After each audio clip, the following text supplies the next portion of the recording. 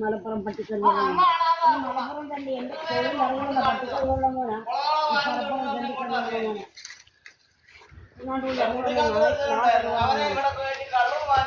മനുഷ്യരുമുണ്ട് ഇവൻ മനുഷ്യരുമുണ്ടല്ലോ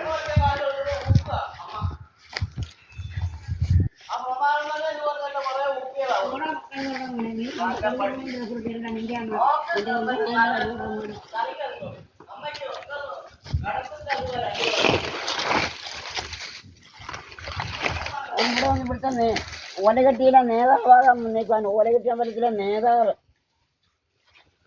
എന്തോ അതിന്റെ നേതാവാന്ന ഇവനെ